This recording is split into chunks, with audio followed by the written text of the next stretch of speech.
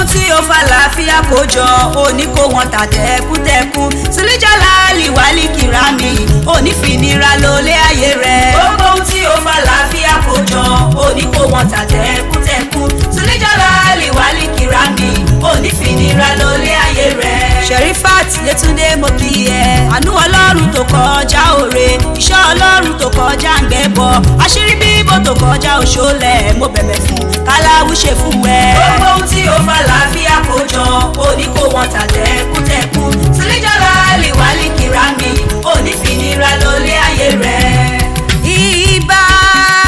lóde tó ní o Ajeigbe Akewi mo ṣe bá kọ́dá ayé ìbà ṣẹ̀dá ọ̀run ìbà olùdàndá tó dá wa sí dọjọ́ òní mo ṣe bá o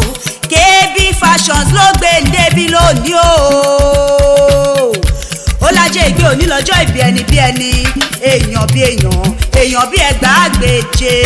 ǹjẹ́ ta wà lẹ́ni tá à ń wí lọ́jọ́ tòní Sherifat Yetunde ọmọ Rufai tó lé lọ́dún kan lónìí náà ni 50 ọdún lórílẹ̀ èpẹ̀ kì í ṣe kéré mi rárá o. aya Adéyẹmí àbá Ọ̀yọ́ àbá ọdúpẹ́ fọ́lọ́run Elédùmarè ọba tó pa ọmọ bí ẹyin ojú ọba tó kà ọ́ yẹ láàrin ọ̀pọ̀ ènìyàn ọ̀pọ̀lọpọ̀ ẹgbẹ́ rẹ̀ ló ti kú ọ̀pọ̀ ló ti nù ọ̀pọ̀ ló ti filẹ̀ ṣaṣọ́bora ọ̀pọ̀ ló ti dẹni àná wọ́n ti dewúrẹ́ jẹlẹ́jẹlẹ́ wọ́n ti dàgùtọ̀ jẹmọ̀jẹmọ̀ àwa ò fi ọ̀hún àfíngbórúkọ Olódùmarè ọba ga ni. KayBee Fashions ní okú ọdún okú iye èdú ó láṣeyíṣe míì sí àṣeyíṣe míì sí nínú ọlá ńlá ẹ̀mí gígùn àti fàyàbalẹ̀ ọkàn lágbára dání wáyé àlékún owó àlékún ọrọ̀ àlékún iyì tó pọ̀ lóní jàbúrátà mẹ́bí wọ́n ní béèyàn ẹni bá dára ó yẹ ká wí béèyàn ẹni bá sunwọ̀n béèyàn ẹni bá sunwọ̀n ó yẹ ká rò ó fún Sherifat ọmọ Rufai wọ́n ní ìwọ dára lọ́pọ̀lọpọ̀ ó kú àdúrótì ó sì kú ìgbà gbogbo aya Adéyẹmí ńlẹ́ o èyí fújowó ńlẹ́ èyí mẹ́nugún ńlẹ́ adúmáadún arẹwà obìnrin rọgbọdọ tí gbogbo ọkùnrin kò lodò tán yọwọ́ ṣẹ wọ́n pé tèmi ni ó gbà tèmi ni ó mú o Sherifat Yetunde wá ń dá wọn lóhùn wípé ó lóhùn ò gbà tẹnikẹ́ni ó ní tọkọ òun Adéyẹmí lòun ó máa ṣe títí dọjọ́ ogbó òun mo ní lọ́lá Ọlọ́run ìfẹ́ yín adalẹ̀ àtẹ̀pẹ́lẹsẹ̀ ń tẹ̀nà ẹ ó jọ tẹ̀lẹ̀ yí pẹ́pẹ́pẹ́ kọrin kése ni ẹ̀yin ò ní jẹ́ báwọn róhùn gbé sọnù bí ó ṣe bí ọmọ nínú ọdún tuntun ọlọ́jọ́ ìbí òní o mo ní orógbó ajé ògbó àtọ̀ ajé òtọ́ òbí ajé òbí pàtàrùn sọnù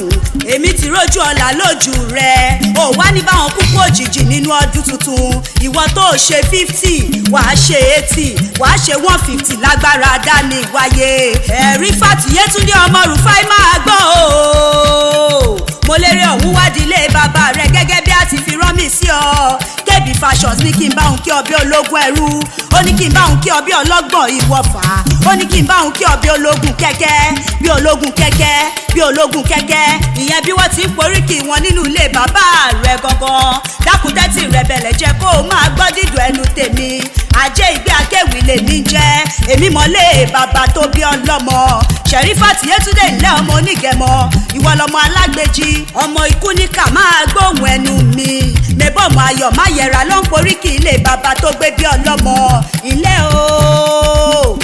o ọlọ́jọ́ ìbí òní máa dá lóní gọ̀jọ̀gọ̀jọ̀ ọdún rẹ̀ lóde ìwọ lọmọ adóyà kí ọmọ Onigemo àbíkó wẹ́nẹ́wẹ́nẹ́ Yetunde ọmọ aláṣọ tó yìnbó òní ní ṣọ́ọ̀bù ló ń poríkì ilé bàbá tirẹ̀ ìwọ lọmọ oko kéékèèké lójúde akẹsàn kò ṣe é fọkọ́ro kò ṣe é fàdárò bẹ́ẹ̀ ní ìró ògùdọ̀ kúrò nídìí rẹ̀ nínú ilé bàbá tó bí ọlọ́mọ eégún Onigemo òòṣà pènà abarayẹ̀kú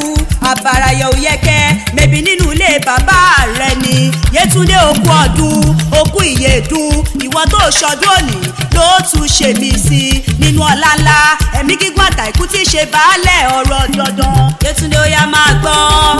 òṣì òsì làwórì olówó lọ́lọ́fì tó ṣẹ̀yìn Yetunde òṣì òsì làwórì pírípírí òṣì òsì làwórì olówó lọ́lọ́fì tó ṣẹ̀yìn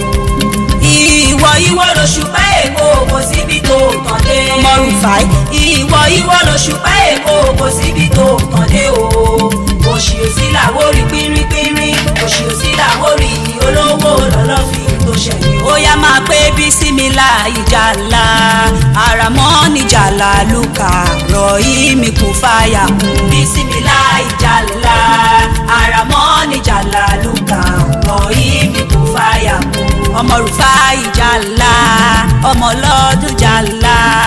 àràmọ́ níjàlá lùkà rọ̀hìmí kún fàyà kún. bísímìlà ìjàlá.